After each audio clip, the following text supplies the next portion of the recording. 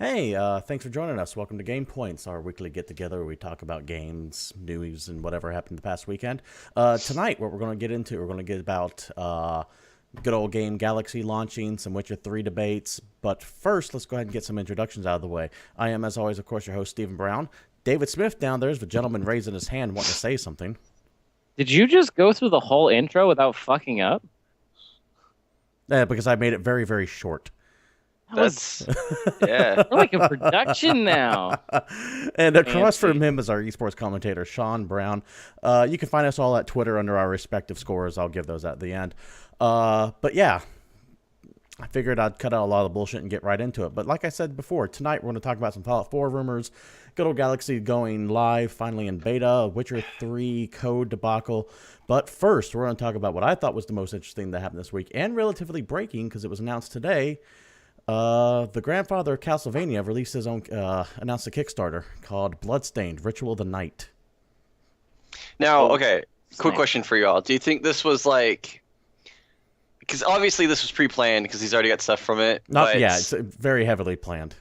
uh, but you have like Mighty Number 9 coming out and now this, like you're seeing these like old style gamers just, they're like, fuck it, let's go back to our roots, make our own studios, make our own games close to our own titles, but we don't have the rights to them, so we'll just like kind of change them up.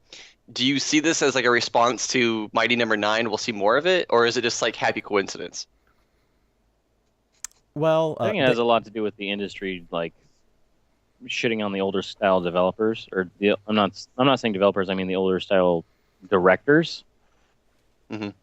Because if you think, Castlevania guy hasn't really been able to make Castlevanias because there's this weird switch where a lot of companies are trying to force different perspectives and different well, games. remember Castlevania guy, also known as Koji Igarashi. That's why I said Castlevania guy. more commonly known as Iga, that's capital IGA, worked for Konami, and he bounced out Yeah. in 2014. You know what company's having a lot of problems right now? Oh, Konami. Nami. Exactly. Yeah. In fact, he's gone on the record very recently because someone asked him about this whole Kojima thing, and he said Konami has a way of treating their developers like dirt, to paraphrase what he said. Which Apparently. is like as disrespectful as a man from the old guard of Japanese business can get without actually calling them dicks. Yeah, that's even then. That's still pretty outlandish for some Japanese to say. Anyway, Uh, let's talk on styles. What are you seeing? What do you think? You watched the video. You saw some of the concept art. I like it. Did you guys vote on the weapon? I chose Whip because I I chose want Whip this as to well. be as much of a rub in the face to Konami as you can possibly make it. Yeah, I chose Whip. Like I'm actually disappointed it's not called like Farmvania or something like that. It's close to the Castlevania title as you can get. I tried to click on the alcohol. I Fortvania. wouldn't go for the alcohol. Yeah, Outpostvania, I was about to say I was about to say Castle City. Manorvania. But yeah, no, I'm really excited for it. I think it looks really goddamn cool. Let's see if I can bring up here was the site you were talking about here before, where that's Iga clearly sitting like Dracula from Symphony of the Night on this website, which was called swordorwhip.com, interestingly enough. And this was around for about a week or so, I believe, before they finally announced the Kickstarter. And that Kickstarter is right here. Boom. I like how Hey, when they you vo- real quick, they literally just broke $1 million the second I rolled over to it. Nice. That's And this, exciting. this came out today. Bloodstained Ritual Night Kickstarter, as you can see right here, announced this morning at 9 a.m. Pacific Standard Time with a $500,000 goal. Smashed that goal in 4 hours. this just shows us that there's still a ton of people who want this style of game, and just because you can do anything, like you can use all the graphics you want, but this still might be the best way to go, George Lucas. Absolutely. I'll come back to this page in a second here. I want to talk about how the genesis of this came about. Back during PAX 2014, during the Mighty Number 9 panel, actually, because all these older developers know each other. Iga, Kenji Inafune is making Mighty Number 9. Hideo Kojima, the Metal Gear Solid creator. They all know each other, and handed out at the PAX panel for Mighty Number 9 were these flyers that had like this pentagram with a series of runes around there that looked a lot like Castlevania with the screenshots down there. Teased it a lot, talked about flipping the castle like in Symphony of the Night. And if you translate the runes around there, it said, "What a wonderful night for a KS," which is a callback to "What a horrible night for a curse" and Kickstarter, of course. Well, today he announced, like we said, Bloodstained Ritual of the Night looks fantastic. If I were to back a Kickstarter game, this would be it. Oh yeah, absolutely. That's a lot. You don't like backing stuff. No, and I'm not going to. Backing I'm not going to break it's almost that. Like it's almost like pre-ordering. It- It's pre-ordering. I would say it's worse than that because you're pre-ordering a game that doesn't doesn't even exist yet. exist. Yeah. And the $5 doesn't even get you the game. It's just your They support. away. No, it You have doesn't. to get $28 gets you the game. However, here's the thing though: things like this, you know, are going to get made, and by people like this, the old guard, you know, it's going to get made right and done well. So like buying it for $28 now, that's not really pre-ordering. That's just you buying the game and getting it as soon as it comes out. You got to watch out for that logic, though, because there are two Yeah. names that have done Kickstarter dirty recently that are big names who had their reputations on stake. That's O'Byrne. Tim Schafer and Peter Molyneux. Knew you were going there. But they have pasts of fucking shit up already. I'm just saying, dudes the really name don't. alone isn't necessarily a guarantee. Although And I am feel like if this stoked dude for does Mighty me Number wrong, 9. he'll Okay, fall on his own sword. one second. Sean, you first. What were you about to say? Yeah, I feel like if he does me wrong, he'll fall on his own sword though. Fair enough. Or whip. So, I David? mean, Or whip. He'll Well, I hang was- him with his whip. yeah. Yeah, well, I'm saying because like I'm actually really stoked for Mighty Number 9 in Keiji Inafune, but I think it's not just that people are willing to back the game style of these older style games, but a lot of times they like personalities from the industry, and some of these older, producers, directors start throwing out this project that harks back to what they were doing before, and people get really excited about it. Oh, absolutely. The name alone is enough to, like, if it was like Bob Johnson brings up this Kickstarter, there's no way it would have gotten like $1 million worth funded in one day. Oh. It's banking on the name itself, and it's banking. Not only is it banking on being as good as Symphony of the Night was, it's banking on being as good as people remember it was. Now, those are two completely separate things. That's true. So you have to actually meet nostalgia levels of. Did you play like the DS Excellency. Castlevanias? Because They were great. Oh God, they were good. Dawn of Sorrow was probably the second best Castlevania game I've ever played. We're all on the same board agreeing that Symphony of the Night was number one. Yes, Oh, hands down. David. Sure. I need a confirmation of this for you. Never played it? Nope. Damn, that's I a watched you tragedy, play. son. I watched you play it. Oh, did you? Yeah. The No, only don't two remember that that. rival that game at all are Dawn of Sorrows, which is the second DS game where you play Sora. Sora? Sora. And then Soma? it's something like that. It's something like that. And then Castlevania 4, Super Castlevania. Now Old Super Super Nintendo. Castlevania, I can get behind. Now, before we move on here, because once again, congratulations to Iga for busting $1 million in one day. That is a goddamn impressive feat for a very high-priced Kickstarter, I might add. Most Kickstarters aren't $500,000 out the gate. And some of their shit that they give away for pledging is really cool. That's what I was about to bring up. I'm going to go back to that Kickstarter page here real quick, and I want to take a look at some of the higher tier goals we can get. You have like your digital copies, of course, and then your physical copies for $60. Book. Two of my favorites on there are let's there's see. one where it's if you pledge a certain amount, you can get a digital portrait of you in the game somewhere hung up in the castle. Yes, I saw Which that. is awesome. The one that Yes. caught my eye the most, though, was this $3,000 pledge here. No one's taken it yet, but there's only 5 of them left to go. Unleash the Hounds of Hell. Yes, the development that's my team other will one. turn your pet into an endgame enemy. Dude, I would love to have Shala in there. That's pretty good. Now, Yeah. that I would like to see someone do that. There's also this baller one at the very end, the oh my god $10,000 one. Iga will have dinner with you at Japan and you at a horror themed restaurant and play games with him on a live stream. Yeah. That's pretty dope. I can get behind that. Now, something Yeah. that's why I'm down here.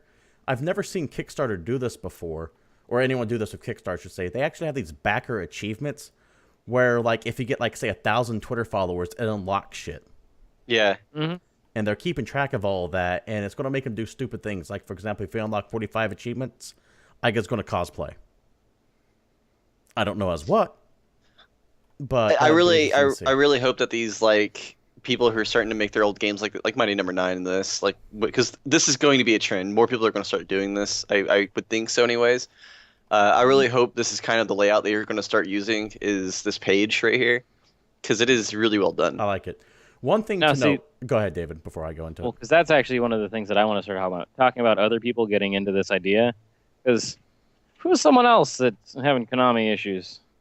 Yeah, I'd like Oh, to that's see where right. Kojima could kickstart. What about in about a year from now when there's the Kickstarter for Cop Knots? Cop Squad, Future Cop Cop. Nuts. Or like Liquid Gear. Yeah, why not? Dude, okay, so that game would take my money. Shut up and take my money. Let me get this in real quick before I close this page, because I don't want to leave this blank page up real quick. Notice that for $1 million, they have cheat codes on here. And then down a little bit lower, you have silly cheat codes. What I'm hoping, given the fallout with Konami, is that those codes are something fucking ridiculous. Like you put in the Konami code, and it just turns the game into like this mockery of itself, where you become like a chicken or something. Also, there's the fact that 2 of those things were added since I looked at this last. Yes. Well, they 'Cause there was a point in smashed time all where the other goals. The David Hayter thing was the very bottom of the list when I looked at this originally. Yes, So it everything was. else is just new to me. I was watching this live for like 30 minutes, and they gained over $150,000 in 30 minutes. This is ridiculous. It's Yeah. fast. Anyway, Konami fans, pay attention to Yes. Bloodstained. Bloodstained, Ritual of the Night. Like I said, if I were to ever back a Kickstarter, this would be the one. I'm not backing a Kickstarter, though. We're going to go ahead and move on to the next big news that's going around right now. Most of it's just rumor and conjecture, but hey, it's what we got right now. Fallout 4 rumors have been hitting pretty hard recently. Now, last week, a German gaming site called pcgames.de, D being the German domain for people over there, came out and said that a trusted anonymous source states that not only will Fallout 4 be officially revealed, but gameplay will be showed behind closed doors. We all kind of assumed Fallout 4 was coming out in E3, but we still haven't had anything official. Which we still don't. Keep in mind these are still rumors. Absolutely, positively rumors. However, on LinkedIn earlier this morning, Monday, for those watching us on YouTube, a profile came out and said that a gentleman who works for Miranda Studios listed Fallout 4 cinematic trailer on his list of credentials. That's pretty good It's credential. a fan-made YouTube project. Doesn't mean it's a real thing. It could be, though. If you look at the other things he worked on, with like, for example, he was a contract artist with Blur, did the Far Cry 4 cinematic. Blur Studios also famously known for the Dead Island CGs that were advertised in their games. He's also worked as contract for Blur in the past for Elder Scrolls. Yeah. So there is some Bethesda cred there. Now, normally we would just write this up. And Oh shit. What? He worked for Luma too. That's like high quality shit. Now, normally we'd just chalk this up to internet rumor and move on. However, Destructoid reported on this and showed this exact same picture. And representative from Miranda Studios contacted Destructoid and said, hey, you need to take this down. It breaks NDA. Oh, burn. Here's the thing. By saying take it down, not only does it Streisand affect this, but to claim that you have an NDA on this means you had to have signed an NDA on something. Yep. You are de facto confirming that this has happened, rather than just saying no, this didn't happen. They showed something they weren't supposed to. Exactly. I found it interesting. For the most part, this is all rumor. There's no way we can double check on this. But Twitter kind of exploded because you sneeze Fallout 4 and everything goes nuts. It's coming out. I mean, there's no way it's not. Bethesda's not gonna go. You know what? We're not making Fallout 4. We're gonna start going like SquareSoft and just not make money for no reason. But here's your questions that I have for you guys. Okay. Fallout 4. Confirm or deny that's whatever. But where do you want the next Fallout game to be? At this point, I'm pretty sure it's gonna be in Boston. That's the rumor based on what it was a couple years ago when that internet rumor leaked out that said it was going to involve the Institute and MIT and everything. That being said, where do I want it? San That's Francisco. what I'm asking. I would like to see them go back to the old school roots. I want it in the Northern California region. You That's already have what I like. Yeah. I can see them alternating. Or just throw it to New York. And have like weird broken bridges and clans on either side of the water and all this crazy squabbling nonsense. You know what would be interesting? Go ahead, Sean. It's pretty much what SF was, because that's where the Brotherhood of Steel's from. You know what would be yes, correct. That's where they originated from, I believe. You know what would be interesting would be to see a Fallout from the Chinese point of view. Here's the ruins of Beijing. Yeah, but America.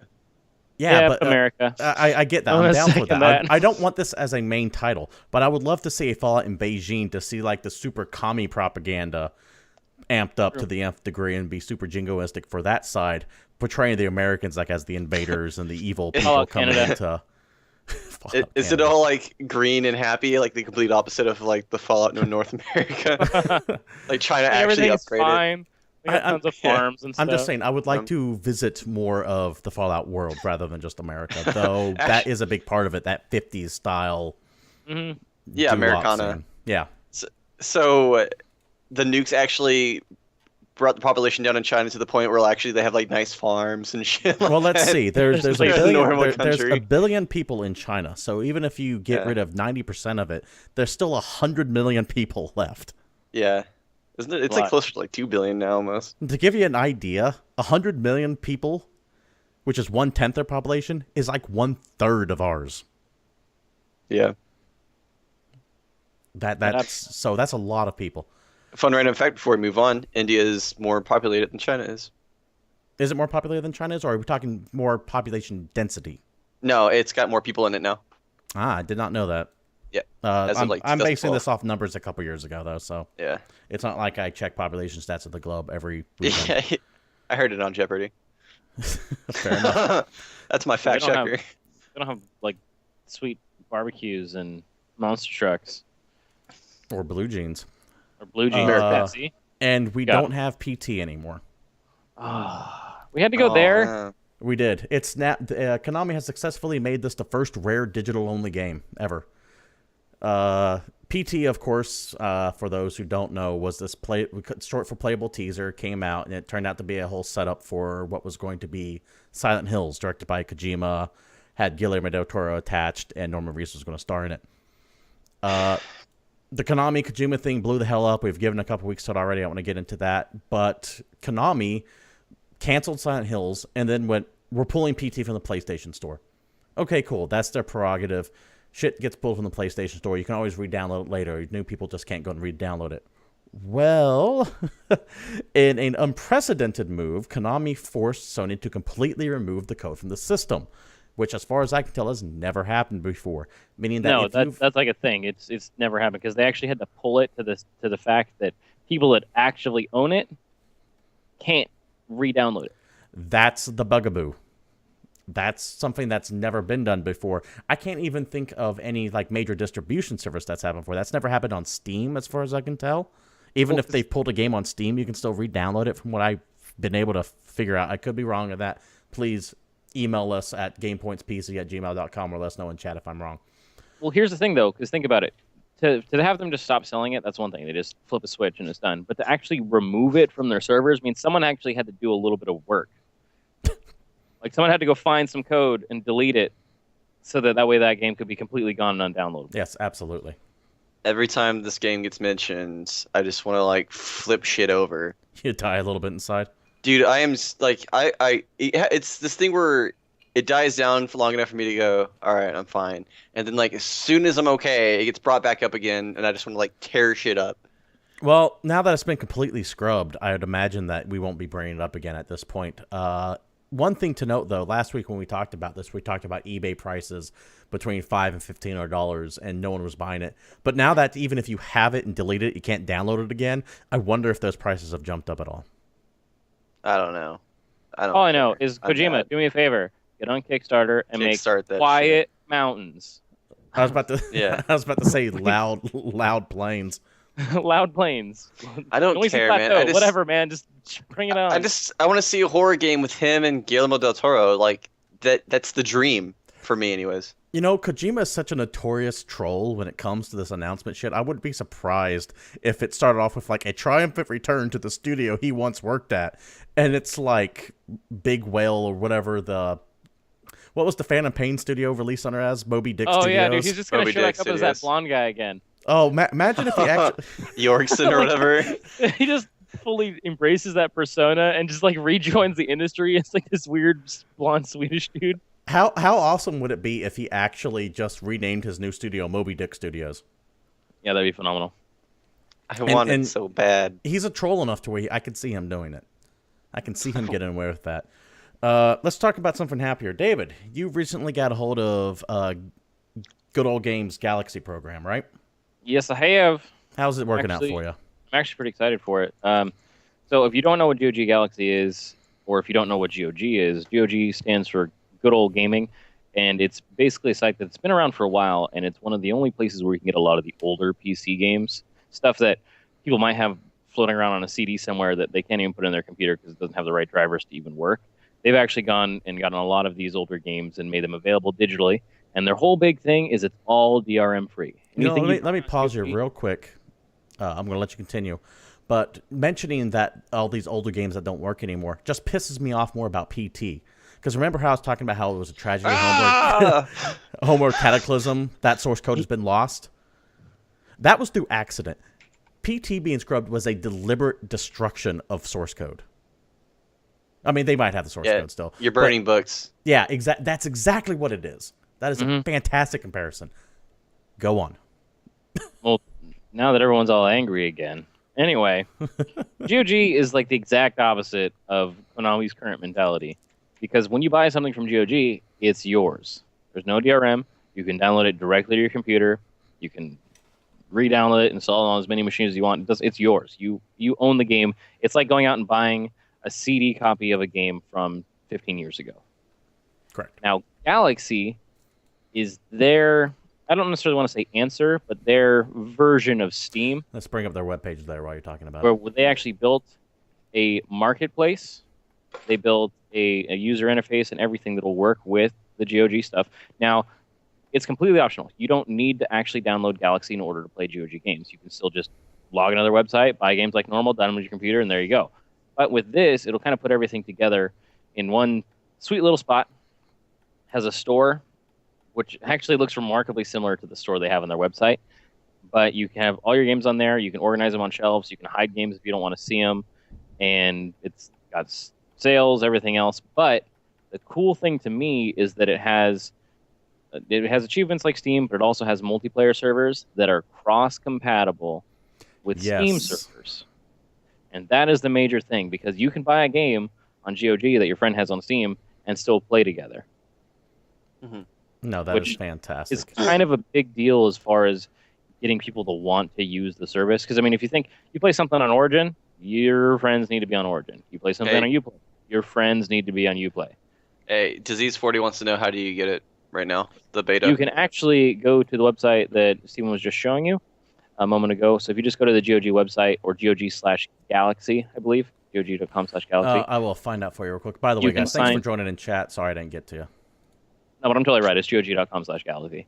And you can actually download the beta right there. I'm not sure if you just have the option to download it immediately, because I did sign up for the beta a little while ago, and I got the email saying, hey, you can download this now. So you may still need to sign up to the beta. From what I understand, they were just giving the keys out in batches. When I signed up for it, it took me about a day and a half before I got the option to download it. But yeah, I'm pretty happy with it so far. Obviously, it has their existing catalog. Now, with GOG, it is a lot of older games, so don't expect all the newer stuff that just came out to be on it. But the big release that's going to be coming out on it soon is The Witcher 3. Which is fantastic. We're going to get into some Good Old Games CD Projekt Red controversy here in a second. But before I move on from Good Old... Go ahead. Yeah, I'll go. Well, I wasn't... Because they actually did just get some good support from Deep Silver Games and Deep Silver. So, for example, the first two Darksiders games, Saints Row 2 and 3, and Metro Last Light Redo were actually just added to GOG. Now, one thing I like about the Galaxy setup is it does a lot of things that I think are fantastic, and I would love Steam to do. One, back up anything, because it's all DRM. In fact, they even encourage it on that website that I had up on there earlier. You can save it to an external disk, drive, or cloud, whatever you want. Two, will always work without an internet connection. Yep, you download it and you can shut it right off. Three, which was the absolute goddamn coolest thing I've ever heard in a system like this, rollback feature. If you don't like a patch, you can set it back to the previous patch. Yeah, awesome. There's also the fact that you can opt out of automatic updates on any game. Fantastic. You can actually choose that. Game by game. One of the other big things with anything, if anyone's ever bought anything on GOG, they'll notice that a lot of times you'll get bonuses that I always thought was really cool, because it felt more like buying an actual copy of a game, whereas most of the stuff I own on GOG, I have HD wallpapers for. I have the entire soundtrack for. I have a PDF of like the original manual for some of it, and all that extra content really makes it feel more like an older game. Like it feels like I actually have it. Yeah, no, it's awesome. Disease 40, I absolutely agree with you. That is fucking amazing. Yeah. So super excited about it. So keep an eye out. Like I said, if you're into older games, it is definitely a good place to look because there's a lot of cool stuff on there. But they're definitely going to start competing a little bit because there's a lot of newer stuff that was just added or is still being announced. And like, for example, you can get FTL on there, which is a fairly new game. You can get, well... You usually won't find like big AAA stuff on there, but you'll find a bunch of awesome legacy. I mean, it's called good old games for a reason. Mm-hmm. But they're starting to branch out more. And for the longest time, they actually had a pretty solid partnership with... actually, not partnership. They're owned by CD Projekt Red. Yes, they are. I was going to. Which is why the Witcher games are actively on there. They're actually on sale right now. Yes. If you're looking for the Witcher games, they're super cheap. Which brings us to our... Go ahead. I'm sorry, I cut you off. Honestly, you're going exactly where I was going. And they're doing this because coming soon, actually on the 19th, I believe, is The Witcher 3. Yes. Which leads us to our next controversy. Bear with me, this is going to take a little while because it's pretty involved and there's a lot of back and forth going on. So let me get this out and then we can talk about it. There is such a thing called the gray market when it comes to video game codes. What gray market is... Bleh. Gray market is. What the gray market is essentially a bunch of online shops that sell game codes at a very reduced price. There was like G2 Gate or something like that. There's a bunch of very shady ones, but the most established one of them all, for the most part, that isn't all that shady is Green Man Gaming. Now, full disclosure, I've had some major problems with Green Man Gaming personally in the past over things they've delivered. Take what I say with that lens on. So I'm already kind of biased against them. But this all started when Green Man Gaming started selling Witcher 3 for $39. $39 flat, which is $20 off the price anywhere else. Now, a forum post on the official said... here it is. Forum post by the official Witcher site by Raphael Jacqui, business development manager for CD Projekt Red, said, "I would kindly ask our fans not to buy via GMG at this time. We have not sold them keys and don't know the origin of them. In other words, CD Projekt Red has no idea where they got these keys. They are not an authorized seller of The Witcher 3, which you see the trailer for up here."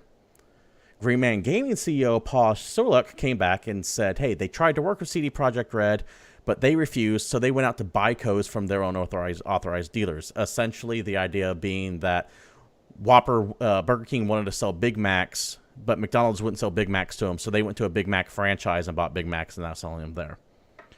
Where did we leave off? CD Projekt Red then came back saying they asked Green Man Gaming for the source of these codes, and Green Man Gaming never responded, which is Green Man Gaming's right. They can say, fuck you, we're not going to tell you where they got these codes at. So CD Projekt Red said, hey, they could have come anywhere from the free NVIDIA promo codes that aren't supposed to be resold to that they could just be buying from us directly and reselling them at a loss. We don't know, but we can't verify if these are legit or not, and Green Man Gaming won't confirm if they're legit or not because they won't tell them the source. So it's this giant clusterfuck of one, CD Projekt Red being accused of controlling the market, which they have every right to do if they only want to sell it exclusively on their site or to whatever other authorized retailers they want. Green Man Gaming being accused of potentially appropriating codes that are illicitly got or being used in a way they shouldn't be, like, for example, taking them out of NVIDIA boxes where you can get a free copy of The Witcher and resell them that way, or just buying them and selling them at a loss because they want to use it for a promotion for themselves. We don't know. There's a clusterfuck of questions here that we aren't getting answers to. And this has kind of shed some light, in my opinion, on the problem that is just the gray market in general. It is extremely shady to begin with. You don't know. There's a lot of credit card fraud that happens on a lot of these sites. Usually you'll buy a code for like $10 and they take your credit card and buy 80 codes and then resell all those. So just caveat emptor if you're buying from anything that seems too good to be true. I will say this, that coming from a company like CD Projekt Red, who openly says pirate our games. We don't like run. It's going to happen one way or another, so they're not going to protect it from it. I think it's more of them going, hey, like these codes are probably shady. Like they're protecting their fans from something rather than being, hey, like don't buy this because it's cheaper or not from us. I feel like they're legitimate concerned about this. So I'm siding with them obviously over the Green Man Gaming because I've heard horror stories about that website before too. I understand a lot of people get games from there; they've never had problems, but I've heard people like get the wrong games, codes late, stuff like that. So I think CD Projekt Red is just genuinely concerned about their fans getting fucked over by the gray market. David, I've never had a problem with GMG. I have anything I've ever bought from there. It was just like buying a game from any other place. Well, I honestly didn't even think that they were shady until you guys started talking about all this other stuff, like from our earlier discussion. Right. Before that, they were just. Yeah. To me, it's the equivalent of like buying a Humble Bundle. Is how I viewed going to GMG. Humble Bundle is slightly different because those codes are provided directly by the publisher. In this case, in this particular case, not saying that everything from GMG is not bought by from the publisher, I should say, but in this particular case, CD Projekt Red are saying they didn't get those codes from us, so we have no idea where they got them through, either through a legitimate or illegitimate means. Which that in itself is kind of an ass accusation to make, because you don't know. They could be 100% up and up, and you're just whining about it because.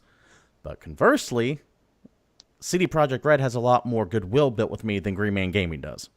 Like I said, for a company like that straight up says they don't care about piracy, this is kind of weird for them to come out. So I feel like they're going, hey, like you guys might get ripped off here if you guys do go this way.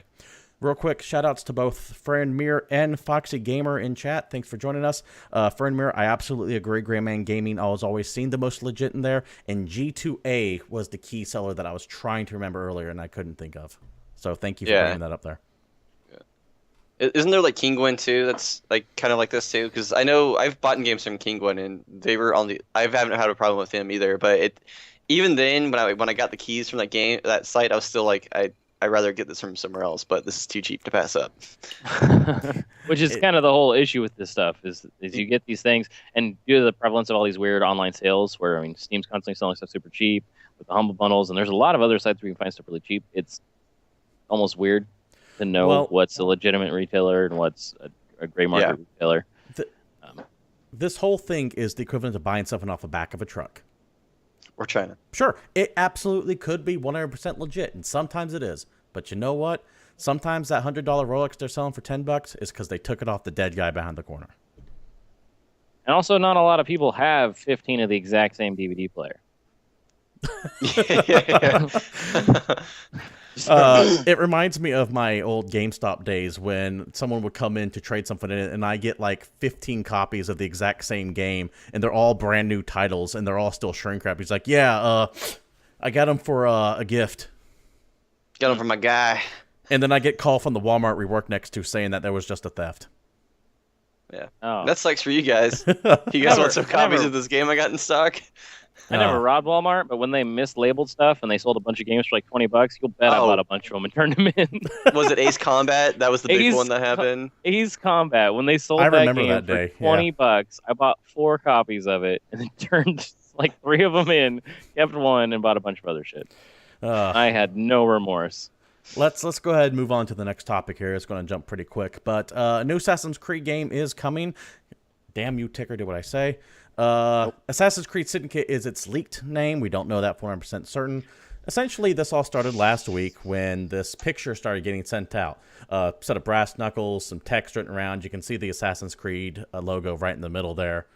God Save the Queen, etc. things up on there. And then leaked promo material from Polygon came out, stating that's going to be called Assassin's Creed Syndicate and take place in London during the Industrial Revolution, not resolution. No, I like resolution. It takes place at the end of the revolution. The Industrial Resolution. Yes. When we're fine, guys. Everything's good. We got assassins. Not too long after that, this teaser site here went up at one of the Ubisoft sites. I don't have it. Assassin'sCreed.com, Assassin'sCreed.ub.com, I should say. And cool. Holding a badass cane set of brass knuckles, and he's got the typical what is that thing called? The wrist blade. Does it actually have a name? Wrist blade. Snip Snapper. Anyways, the point is, Assassin's Murder Creed Machine. burned me after Unity, so I am not even looking into this game at all. Here's a few things I want to mention on that because I felt the same way a little bit. One, do you know if it's the actual main team doing this game or not? Because they do. They actually, a lot of people don't know this because they don't actually have two different studios doing it. They have 2 teams that actually switch between games, and that's why you'll get a good game and a bad game from this, just like Call of Duty did. So I don't know if this is the main team or not. I feel like it is because they didn't do Unity. The last one they did was Black Flag. You know, off the top of my head, I don't know. I'd have to look it up. That being said, here's my problem with these games. So Assassin's Creed 1 was good. Assassin's Creed 2, great. Assassin's Creed Brotherhood, one of the best games I've ever played. Revelations sucked. Like that game, you're dealing with the characters too much then. 3 games of one character, overboard. And then the third one came out, sucked again. So I was then I was so excited for the third one too because it was during the American Revolution. How can you fuck that up? Just kicking the dick. I agree, Fenrir, by the way. The steampunky idea is a big draw for me, but still not enough to get me to buy it. But here's the thing: Black Flag was the shit. The game was like baller as hell. Black Flag. Sorry. Pirates are cool. He likes pirates. I'm talking about pirates now. Black Flag was amazing. That was a fantastic game. So I bought Unity. Yeah, exactly. And I played it for 30 minutes and was just pissed. So what I'm going to do? Did you actually play it for 30 minutes, or did you attempt to load it for 30 minutes and then give up in a hopeless frustration that is a Ubisoft release game? A bit of both. So here's the thing. I will buy it a week later if it gets good reviews like Black Flag did. Because when Assassin's Creed games are on point, they're some of the best games I've ever played. When they're not, they're some of the worst games I've ever played. No, so they're ready for you. They got review embargoes for 2 weeks this time. Yeah. That's another bullshit thing that I'm curious to see how that gets addressed when we come closer to the release date. Now, we can easily assume that there's going to be tower climbing in it. We can assume that there's going to be free run a little bit. Some free running, 400 collectibles, half of them hidden behind a paywall because that's just how Ubisoft rolls now. Mm-hmm. Maybe you're going to climb tall things and then jump off of them into an object that definitely wouldn't stop your fall, but totally does. Now, you're an assassin. I'm going to go back to this site real quick. You don't get a good shot at right here, but that cane he's holding, I absolutely want that cane. That is a baller cane. Also, I just noticed his knuckles had the Assassin's Creed, the Assassin's logo on it in the middle of it. Right in the center. It's got that weird A shape on there. Yeah. I love the Assassin's Creed games. I really do. They're fun to play, but goddamn, is it so hit or miss to me. So if this game gets good reviews and my friends tell me it's worth it, I will buy it because those games are some of the most fun I've ever had playing. Well, let's all say what is officially becoming the GamePoints mantra. Don't pre-order. Don't pre-order shit. It's not worth it.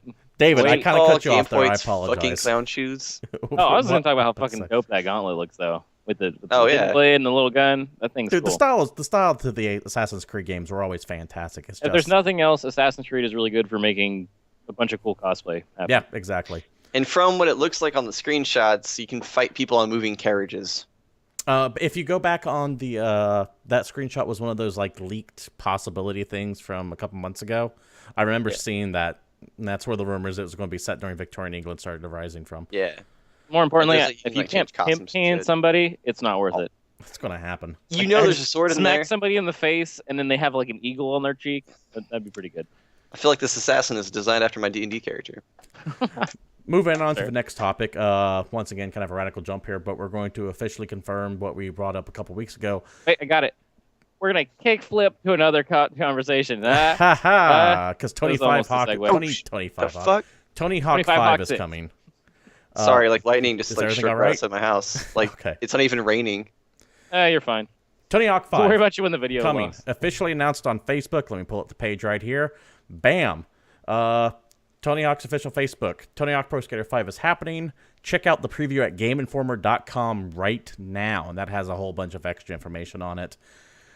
Being billed as, quote, a return to classic gameplay of the series' heyday. So, could be promising because 1 and 2 and 3 were fantastic. It's when they started doing Tony Hawk Underground and everything that was getting kind of, this is stupid. Do I get to put a controller and not standing on a weird skateboard thing? I'll address that in a second. Sean, you were about to say? So what you're telling me is there's going to be good music in this game. Possibly. I couldn't tell you. It depends on how cheap they want to make it. They're going to bring back the 90s ska music for this game. It's going to be nothing but Offspring and Mighty Body Boss Tones. I'm totally fine with that. Like, no issues at all. Here's something to be worried about. The developers are Robomondo and Disruptive Games. Now, Disruptive Games, I have no idea what they did. But Robomondo is responsible for both Tony Hawk Ride and Tony Hawk Shred, also known as those pieces of shit that came with that peripheral you were talking about. Yeah. So I'm worried. That's rough. Who did the original ones? Neversoft? Activision? No, Activision dude, it's totally published that. Neversoft. Want to know why? I can tell you exactly why. Because in Tony Hawk Pro Skater 2, you can play as Spider-Man, who was one of the other franchises that Neversoft was working on at the time. Boom! I don't even know if they exist as a company anymore. 90s knowledge. I didn't look it up. So yeah, Tony Hawk 5 is coming. It was a great game when it first came out. Like so many games, it was killed by sequelitis. I'm hoping it's good. Let us know in the chat if you're excited for it, or let us know down in the comments below if you're watching us on YouTube. I just want a bunch of, because there's going to be a bunch of like young skaters in it, right? Like all the popular kids right now. But I want all of the old guys to still be in it. Elastic and yeah, that 50-year-old Tony Hawk trying to still just with like really shitty stats. Like they have like super moves, but everything else like they ride around really slow and they have to worry about like their Quest and shit. Because they all. I was into skateboarding back in the day. I was hip. Yeah, first preview of that coming out on Game Informer, so if you want to go by your local GameStop and take a look at that, keep in mind Game Informer is bought and paid for completely by a retailer, so finding them to criticize a game is that. Let's face it, they're pushing shit to sell, so just keep that with a grain of salt when you're reading anything from them. It is Activision, who is really good at just shoveling things in your face, like, hey, there's a rumor the Rockman might be coming back. Oh, we got to get on that guitar, hero. Speaking of in your face. Oculus Rift is coming, has a release date. Oh, damn it, segued. That right. That was probably the cleanest segue you've done. Oculus Rift, outside of saying segue. Oculus Rift officially announced coming first quarter 2016. Now, the reason, no price, no details of what's coming with, no idea what games are going to be fully compatible with at launch. Interesting. Didn't they announce the price like a year ago? If they did, I don't know it. Didn't they say the Oculus Rift kits were going to be $150 like a year ago? I have no idea. I can't comment. I don't know. The interesting thing, though, is this officially kicks off the race to be first. I have a couple pictures that were shown on the site here. Here's the inside look, and that's what it's going to look like from the outside for those wondering. But the race to get out the door for VR is officially begun, and it seems that Oculus is leading to it. Don't forget you have Sony's Project Morpheus coming out. Their VR headset that looks really cool, though only going to be limited to Sony consoles possibly. You also have Microsoft's HoloLens, which works in a completely different way. They're going with augmented reality rather than VR, and who knows when that's coming. Well, then I believe Samsung's working on one too. Oh, is it? You got one you put your phone in. I've seen that that's what I was going to say. That just makes me chuckle when I think of the Samsung one, though. Though I think they actually might be working on a legitimate VR device. I'm not positive. Here's the scary thing, though. Like, Samsung devices for, like, mobile shit are insanely good. Like, their processors on that shit are outrageous. The Google Nexus and the Note 4 are the only ones that can actually run the 3D operating systems currently. We got Disease 40 saying that there's going to be a VR theme park in Salt Lake City. I haven't heard of this yet. You haven't heard of that? No, I haven't even heard of it. I got videos to show you after this. But so, no, it actually looks really cool. I mean, obviously, all they have now is like teaser trailer nonsense where you and your friends go into this theme park and you all put on VR headsets. The only good thing about Utah. That's funny. They have Segway gangs. That's actually where the Segway joke came from. Nice. But you have a bunch of people putting on VR headsets, and they actually built like little worlds and segments of the park where you can walk around in, and you're experiencing the virtual reality world, but in a actual like 3D space. How long before the porn industry co-ops it? Oh, man. They're probably already way ahead of you. They're already working on it? Yeah. How much money do you think that would cost? Well, I mean, can you get like the stick-proof one? Because that'd probably be extra. Possibly, but regardless of its cost, I can guarantee you that Activision can afford it. Yeah. Another segue that was seamless. Activision Blizzard, this is totally my own... Oh, wait. Yes. Shut up. Oh, yeah, dude. I have one more thing to talk about the Rift, because there's one thing that's going to make me more excited one for the Rift. One second, I have to adjust the ticker accordingly. Oh, Go. whatever. Ticker. Fuck you, Tigo. Go. 2 words. Star Citizen. Is that Oh, that is using the Rift. that has Rift support. Too bad that game won't come out until like 2020. When that game comes out, I'm not even going to talk to you guys anymore. So, Should we masturbating in space? yeah. I'm just going to be flying spaceships with no pants on for the rest of my life. That's how all the greats do it. So, You know what game would have been amazing on the Oculus Rift? what was that? Outlast? Silent Hills. I And was gonna say Outlast. Oh, and then everyone's sad again. Anyway, Yeah. back to people that really like money. So Activision Blizzard released their first quarter 2015 results, and goddamn, they made a shit ton of money. 1.3 billion. That's billion with a B dollars in first quarter 2015 alone, and that's up from 1.1 billion back second quarter of 2014, or first quarter 2014 rather. At the same time last year. Ridiculous. they didn't have a major release this quarter, I believe. Yeah, they're nuts. They're predicting to make 4.2 billion before the end of the year. Let me go ahead and bring up their financial statement here. Here we go. Don't worry about all the gobbledygook there, like generally accepted accounting practices, which their GAAP is. All you need to look at are the net revenues here. 4140 was what they were forecasted at. They're predicting that they're going to make $4.25 billion this year alone. Now, this is one of those things I know some people just start tuning out the second they hear numbers, though I'm going to focus on some of the interesting things that came from this earnings report. Is that one, or actually they're both tied together, I should say. Bobby Kotick came out and said that 12 billion hours of Activision games were played. Over 150 million people playing them. 12 billion hours. That's Well, that every includes person on Earth all of playing WoW, like right? 1.5 hours Yeah, well, let's see of an Activision game. real quick. I found that fascinating that many hours of productivity has been sunk into this company. We got to think about Blizzard. Is Activision, obviously, I mean, they're doing Call of Duty and all this other stuff, but Blizzard's still got WoW. Blizzard's got Hearthstone. StarCraft. Yeah. StarCraft. Well, I massive. was actually going to say, plus Destiny is still really popular. Yep, and that was what I was about to bring up. That's the Activision side of things. There's So, I mean, they have lot some of really stuff. popular franchises out right now. And you know what's odd is that Activision is just as big as EA and does a lot of shady ass shit, but doesn't get nearly as much hate as EA does anyway. They used to, but the Activision just hate gets yelled at for shoveling. That's why people get mad at Activision. The People Activision used to hate has dropped a lot. It's now focused on EA and Ubisoft. Mm-hmm. Well, it's Well, because Ubisoft, when an Activision game was released, even though it's the same game that you played last year's game worked. Yeah, It worked, Destiny fucking worked at launch. I didn't have any problems with it. You know what doesn't work at launch? Halo Master Chief Collection, Assassin's Creed Unity, EA game that came out that I can't remember. EA game that came out. SimCity. Watch Dogs. That's what it was. SimCity. Yeah. That is actually one of the biggest nails they've had recently. So, yeah. Origin.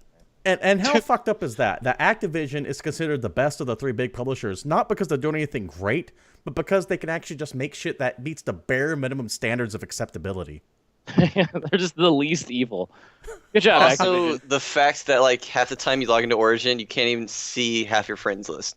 Oh, that's true. Oh, that's a bit. Yeah, Me and that's Sean right. have like 3 different Origin accounts just so we can play games together, and we just gave up and just stopped playing Titanfall. Oh, Yeah. I hate it. That happened. I will say this. So I did a little math work myself. Dude, I myself alone in my Blizzard account, this is like Sans Call of Duty and Destiny. I have 10,000 hours played. So yeah. Just on your Blizzard account.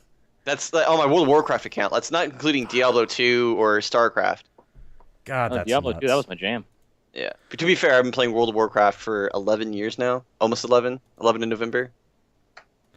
I I think 1,000 hours a year. That's it's no a big deal. it's a lot of time. That kind of wraps it up for the big news of the week. We'll go ahead and move on to new releases. We actually have a bunch of solid stuff, but a lot of it's kind of rehash or coming out of early access. First off, the thing I'm most excited about, Galactic Civilizations 3 gets its full release on PC. It is a fantastic game. I highly recommend picking it up. If you want to wait for it to leave early access because you don't like early access games, understandable. Comes out Thursday, I believe.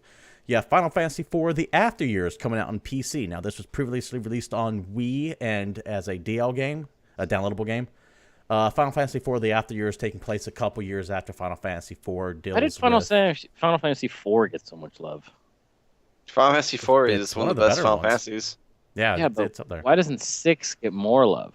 I have no idea. But okay, I would love to yeah. see some 6 get like a full-on remake. Because 6 Okay. is like one of the major fan favorites. Besides 7 and all the before 7 gets 6 for a lot of like 7 and RPG 6 fans is are the probably better game. the most talked about when I talk to people who actually enjoy the games that play all of them, not just like the popular ones. That being said, about 8 or 9 years ago, there was the big rumor was they weren't going to do 7 because they were working on 6, and they actually had like high rendered CG photos of 6 that just got dropped, and like they dropped all talk of it. Yeah, there So- were rumors that they were actually going to do 6, not just a here's an up-res version or here's like a 3DS looking like they did for Final Fantasy 3, but here is a full-on like completely refreshed 6. Yeah. I've heard So- that rumor. Yeah, I'd be so but excited for it. It has since been like Fuck dead yeah. for a while. Also releasing this week, Axiom Verge on the PC. Previously, PlayStation 4 has been out for a month or so there. Fantastic game, all developed Game. by one man, and he is a lovely gentleman. I suggest you go buy it. Looks awesome. Project My- Cars. My big game for this week, Project Cars. Now, it released last week on PC, I believe. It seems kind of fuzzy, but I think Yeah. it was out. But it's coming out No. on consoles, PS4, and Xbox One. David, why are you excited about Project Cars? Well, I'm the car nerd of the group. So yeah, he's I'm the he guy likes that to put played his Gran dick in Turismo. cars. I'm the guy that played Forza, and I'm the sim racer nerd kid that doesn't really care for Need for Speed. Project Cars is a game that I've been following for probably 2 years, desperately trying to get into the beta when it was available, never did. And now that it's finally out, turns out I need to upgrade my computer. So Well, you've been talking about that for a while. Consider this the fire under your ass to do it. sucks to be me, right? But yeah, the game looks. Have you watched any of the trailers? The game looks good graphically, but the main thing is just the lighting. Like, watch a couple of trailers and look at the lighting and the weather effects in that game. And it looks I'm not a racing fan, so I look at a trailer for Project Cars, and to me, it's like watching the difference between Madden 2014 and 2015. I'm sure if I was a fan of the series, I'd be able to go, "Oh shit, they're doing this now," or "That's different." But for someone on the don't care outside about looking in, don't care I just about like kind the of race. glaze over. Just look at the like actual graphics of it and just appreciate it for how good it looks. I will definitely take a You look can at that. you can still do that even though you don't want to play it. I was about to enough. plug you a Best Buy credit card. I'm shameless. I stopped myself. I need to buy parts. Well, you can go to Best Buy and get it for like 12 months financing through interest. I'm just saying. Oh Right. yeah, thanks. Rounding out this week's new releases is Final Fantasy X and X-2 on HD remaster on the PlayStation 4. This came out on the PS3 late last year. This is the PS4 version. As far as I can tell, nothing really different. I'm not positive if saves transfer over or not, but if you haven't gotten it yet, 10 at least was a great Final Fantasy. And I know that there's a fan base for 10-2 as well. I'm not going to trash it. It just wasn't for me. And that wraps Dancing costume change. up. I'll trash wraps it. That up, game sucked. New releases. Sean, Yeah, I hate the game. Yes, MSI happened last week. indeed it was. And it And, was. and DSM. Oh, go ahead. I'll let you enjoy this. Don't take my moment away from me, you son of a bitch. So MSI is probably the best international tournament I've seen that involves all of the number 1 seeds. Even that includes Worlds, just because the quality of the games were so goddamn good. So it's been the home game. We're talking about League of Legends now. Yes, so we are on League of Legends now. MSI is the mid-season invitational, where the top seeds of every region who just won their seasons were invited to play in Florida, of all places, Tallahassee. So basically, the teams that were involved were TSM from North America, Fnatic from Europe, Besiktas from Turkey, the international wildcard, EDG from China, LCK from Korea, and AHQ from Taiwan. Now, Real quick, Sean, before I'm this- going to yes. welcome My Name is Nick18 to the chat. Hey, how you doing? We're at the end of the show with League Talk, so if you have any questions, type them in chat. absolutely. Let me know anything. I'll be able to answer them as much as possible. Now, originally going to this, it was a group stage. Every team played each other once. Top 4 teams advanced to a tournament of best of 5s, 1 versus 4, 2 versus 3. So out of the 6 teams, 2 of them got dropped. Initially going into the tournament, it was like a lock. It was going to be LCK or SKT, EDG, TSM, and Fnatic, because Taiwan, not the greatest region. They don't really show up except for Season 2 Worlds, where they shocked everyone. And then the international wildcard teams are just usually trash, which in this case was true. However, the other thing that did not happen that everyone planned on was AHQ from Taiwan blew teams out of the water. Like they were a lot of fun to watch. They destroyed Fnatic, they destroyed TSM, they played really well against SKT and EDG, and they beat Besiktas. So this is the part I love the most, is the fact that TSM didn't even make it to semis. So okay, people are like, oh, you hate America. No, no, TSM no, and no. Bashika's both got knocked out. Yes, and a lot of people are like, oh, you hate America. No, no, no. I love America. My American team is C9 because TSM fans and Reginald are just terrible people. So I hate that team by association. There's actually not a lot of people on that team I don't like. It's just everyone around it. So I'm a big fan of Cloud9. So I do want people from US to win, just not TSM. Uh, that being said, in the group stages, SKT went 5-0, EDG went 4-1, and then the two other teams that made it, Fnatic and AHQ, went 3-2. All the games were really fun to watch. SKT actually beat EDG pretty hard in groups, which was kind of alarming, but EDG had a really big pick ban phase, and it looked like they were just trying to hide their cards a little bit, knowing they were going to make it to the actual tournament part of the brackets. So I think that game was a fluke. They kind of held back deliberately so they wouldn't let anyone else see what's going on. Deft played, which is pretty bad in competitive play right now, and he's never played it this season. I haven't seen him play the Nutristana yet. I think it was the first time he's actually ever done it. So there was a lot of weird stuff going on in that game, and SKT just rolled over him. But in the bracket stage, the first series was SKT versus Fnatic. And Faker played every game of the series, and it actually did go to 5 games. And the bad thing about this tournament is a lot of people are like, I love Koreans, blah, blah, blah. I'm biased towards Korea. I'm actually not. They're just the best region, so I talk about them more because why not? Before the final started, I actually said EDG was going to win, so I picked them over SKT. Just let that known. But SKT, this game series went to 5. And the AHQ, Fnatic, and EDG are very early aggressive teams that can tower dive you very well, and they're very coordinated. So this is a stylistic matchup nightmare for SKT, who likes to play for the late game and the 5 dragon comps, which is once you get 5 dragons, your damage increases and you can push towers faster. Mm-hmm. So you can get a dragon every 6 minutes. So it's 36 minutes minimum for that comp to work. So they do drag on around 40, 45 minutes. So these 3 teams that have to make it to this tournament just give SKT a hard time. And I was impressed with SKT being able to play against these teams just in general at the level they did. It shows that they don't have a lot of weaknesses, but they definitely held out against them on the playoffs because they advanced. Yes. Yeah. So it did go to game 5, and it got a little bit scary, but SKT actually did just kind of dumpster at Fnatic in the 5th game. All of them were kind of shutouts from one team to another. Like the first game, SKT dominated, second team, Fnatic dominated, and so forth. And then the next series, EDG just had their way with AHQ. It wasn't even funny. Like this was illegal in like 39 states. Well, AHQ, from what you were saying, more or less, it was a shock that they were there to begin with. They should have gotten knocked out quickly. They overachieved so hard. Westor, their mid laner, was phenomenal to watch. This guy's the real deal. Like he carried that team so hard in a lot of these games. And their ADC actually was a shocker to me. I legitimately watching that kid play. They're a fun team to watch, and I'm excited to see how they perform if they can make it to Worlds. I was about to say, any potential growth there, or do you think that we saw what they're going to achieve? I think so, because Westor is, I think, the only member left from their Season 4 Worlds team, and even then he was amazing. So I'm pretty stoked to see this team kind of mature together along with EDG and SKT, because these teams are relatively new. Like, a lot of people don't realize SKT had a roster swap where they joined 2 rosters together. EDG is a mixed team. They have 3 Chinese players and 2 Koreans on that team, and then AHQ is all Taiwanese. They're all young players. So you're getting, and Fnatic, by the way, they were like 2 rookies on that team, and they performed extremely well. That's unheard of.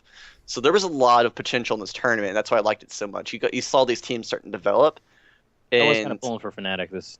I love Fnatic. They're my favorite Western team by far. And like I actually, if SKT wasn't going to win this, I wanted Fnatic to win. So like I love watching them play. But EDG stomped on AHQ.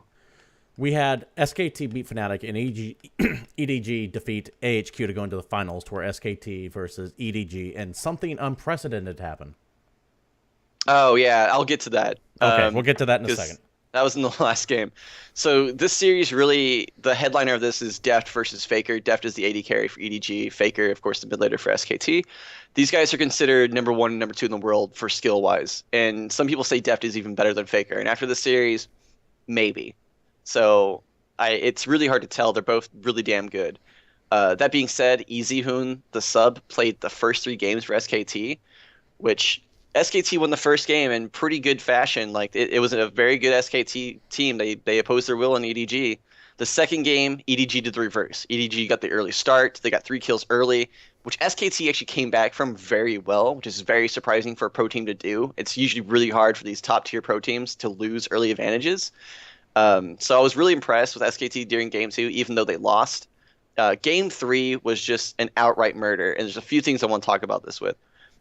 At game 2, basically EDG was the first team in the world to just go, let's ban out EasyHoon and make the rest of the team win. Because the reason why EasyHoon plays over Faker is because he's so good on Cassiopeia and Azir, which are 2 champions right now that just thrive in this meta. He's actually a better player. Again? Cassiopeia and Azir. Cassiopeia and Azir. Okay. Correct. So he's actually better than Faker on these champions, and that's why he plays, is because these 2 champions are extremely good in this meta. They're both high damage carries in the mid lane, which you need to shred tanks past 35 minutes. So what happened was EDG banned Azir and then first picked Cassiopeia, making which strips it out from them. Yeah, exactly. He was totally screwed as soon as that happened. Yeah, it forced Easy, not really, because Easy actually is a damn good player, but it forced him to play Orianna, which just doesn't work well in this meta right now. You have to have like a hyper. They try to do like their SKT hyper carry comp, which they're damn good at, but Faker usually plays in that because he's better at those champions than EasyHoon is. So that was game 2, and in game 3 they played EasyHoon again, and this kind of shocked me. I'm like, okay, they've exploited you. You have to put Faker in because you can't ban Faker out. You can ban out Cassiopeia and Azir. He's still going to play like LeBlanc, Lulu, Anivia. Like it's Faker. He has far more options he can handle than he just has 2 characters. He's literally played the most champions of any mid laner in the world in the history of League of Legends. He has something like 27 people played mid lane. So Faker ended up picking. And that match, Easy. He wasn't even in game 3. No, yeah, it was still easy. This is what my problem was. I'm sorry, I thought we finished up game 3 and moved on. Sorry. No. So in game 3, SKT just got dumpstered on. Like this game wasn't even fun to watch. Like Deft got Jinx, which Deft is the best Jinx player in the world. You want to learn how to play Jinx from an AD carry position? Watch Deft in games 2 and games 3. And I was talking to a buddy of ours about this because I told this before the series. I was like, you have to ban out Deft's Jinx. They didn't. So he carried game 2 and game 3. Game 4 comes in. Game 3 seriously ended with like a 20,000 gold lead. It was ridiculous. Like there was just no chance. They defeated all of them under all their turrets with everything there and didn't even lose anybody. Like it was. Yeah. It was. It was terrible. It was not a fun game to watch. Like it was just one of those like no skill involved. They just ran over them. It's like okay, when's this over so I can see a real game again? Pretty much. It'd be game like a 4 team comes in. Yeah, Faker comes in for game 4 finally because SKT is now down 2-1. The next game, EDG wins the series basically, so they need Faker in. Faker comes in, they ban the Jinx. Faker plays Kassadin, so Faker's on a carry champion that has late game damage. Awesome. SKT gets what they want. SKT wins this game pretty convincingly. Faker goes off because he's Faker. Beats Deft to basically going on a hyper carry kind of mode. JS says Deft is 17-0 on Jinx. Yeah. So like he's about the fact that in game 4, SK brought 3 tanks to the game. Go ahead.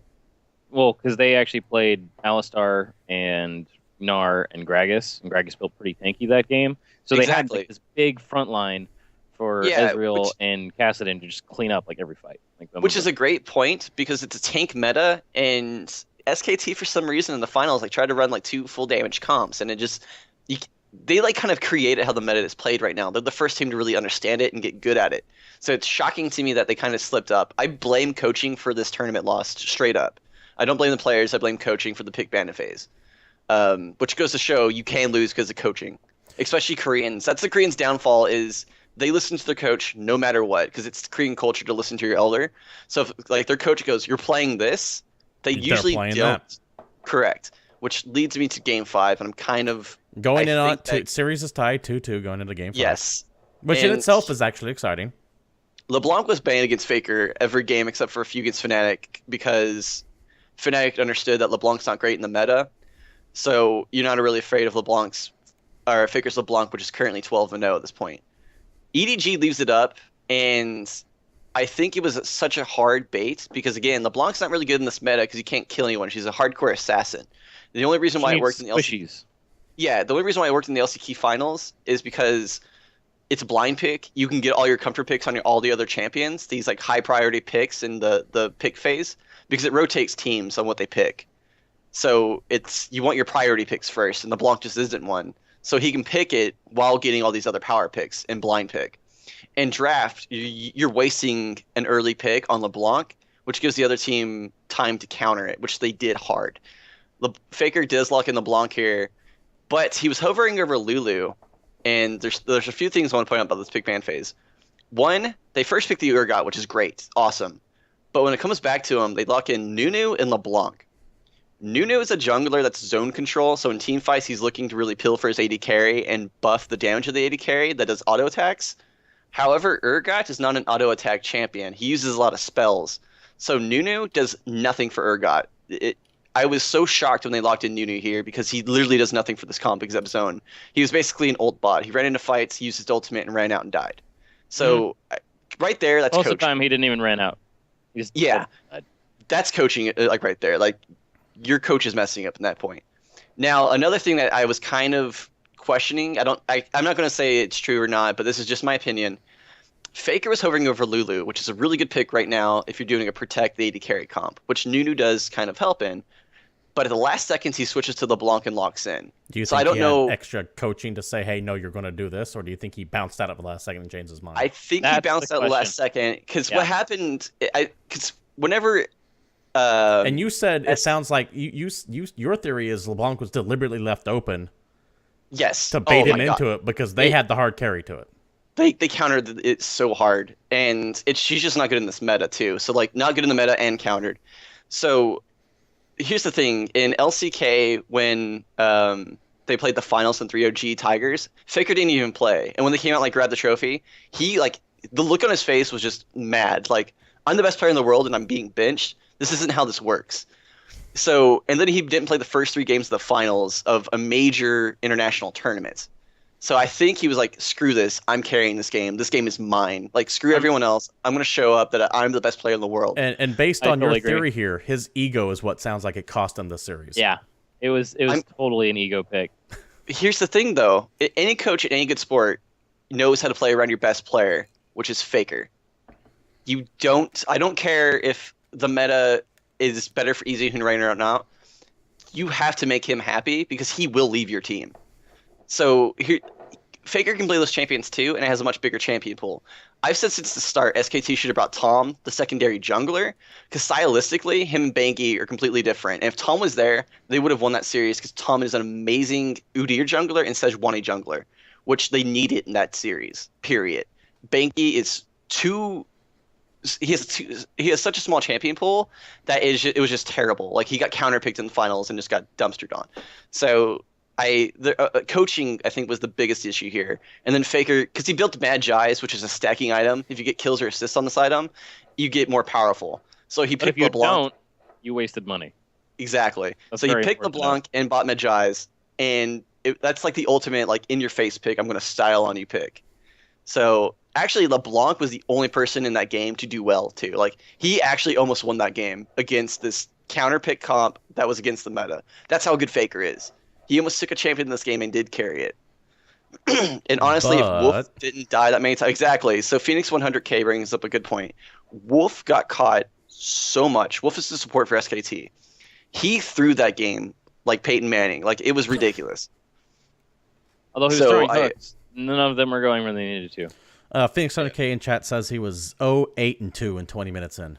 Yeah, like he played pretty terrible that game. So not only was it coaching, but it was bad play from the support too. Which Wolf is a good support. Like, so it was kind of just. It sounds like it was a complete clusterfuck of Faker's ego pop, perhaps throwing things off.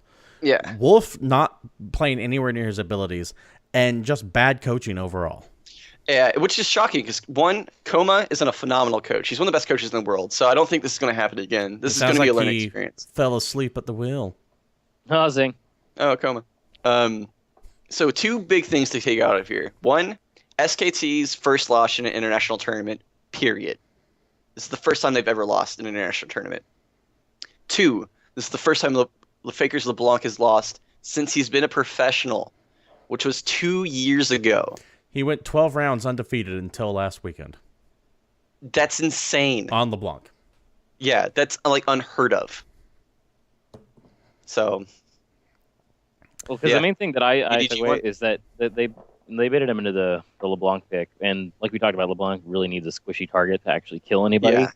And And then like was playing EDG against. Well, because here's the thing, because they were playing against Alistar, a tank whose ult makes him tankier, Maokai, a Yep. tank whose ult makes everybody tankier, Evelynn, who turns invisible, Morgana, who has a spell shield, and Sivir, who also has a has spell shield.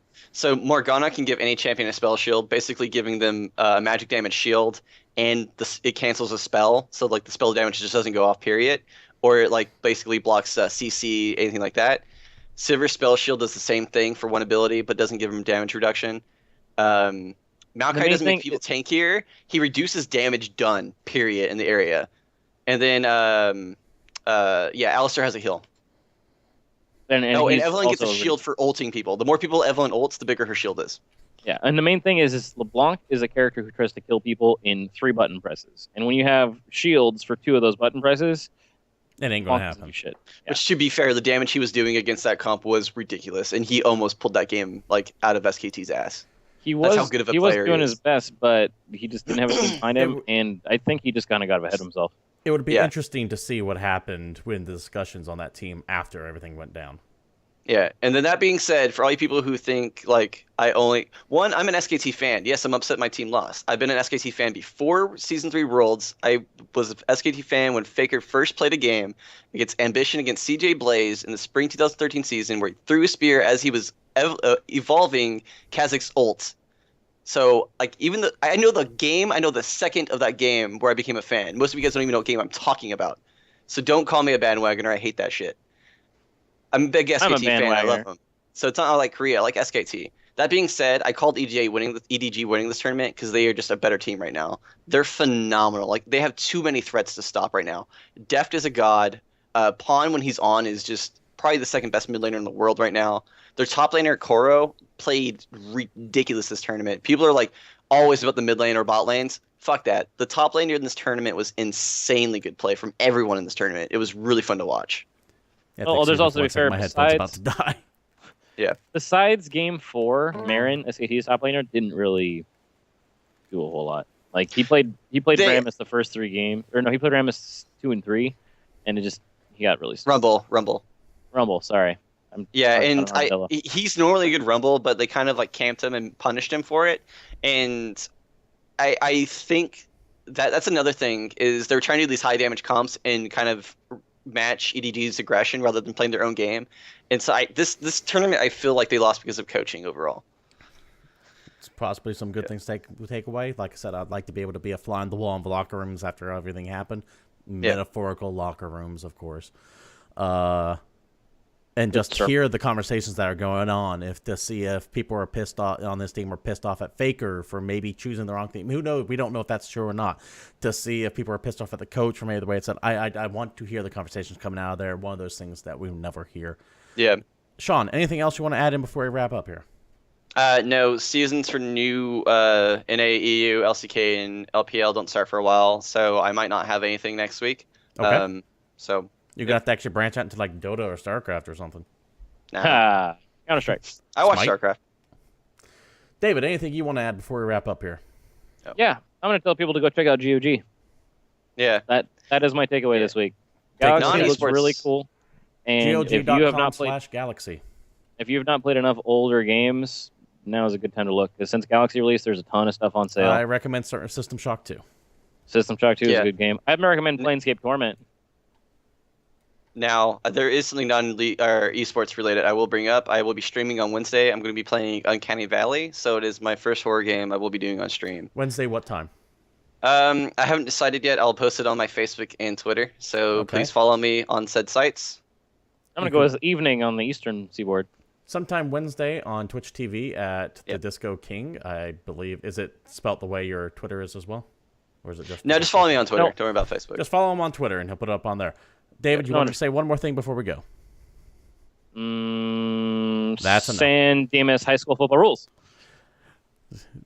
Thank We you. didn't have Party any, on, dudes. we didn't have any old movie references this show. This so I has had to been bring- Game Points. I'm going to go wrap it up now. If you're watching us in chat, thanks for joining us. I appreciate it. We actually have a few newcomers. If you're still in there, once again, thanks for being active in there. If you're watching us on YouTube, feel free to write down in the comments below, like, dislike, subscribe, whatever you want. You can follow us at GamePointsPC on Twitter. We don't use it too much as we should anyways. We need to fix that. You can email us at GamePointsPC@gmail.com if you have any questions, comments, concerns, tips, whatever. If you want to say hey, you can do that too. Give us a like on Facebook at GamePoints Podcast. You can follow all of us individually as well. I am your host, Stephen Brown. You can follow me at CapitalistPig21. Down on that side is David Smith at PalShife_Satori. And on the other side is the esports guy. He's Sean Brown at Vidisco_King. Once again, thanks for joining. This has been Game Points, and we are out of here.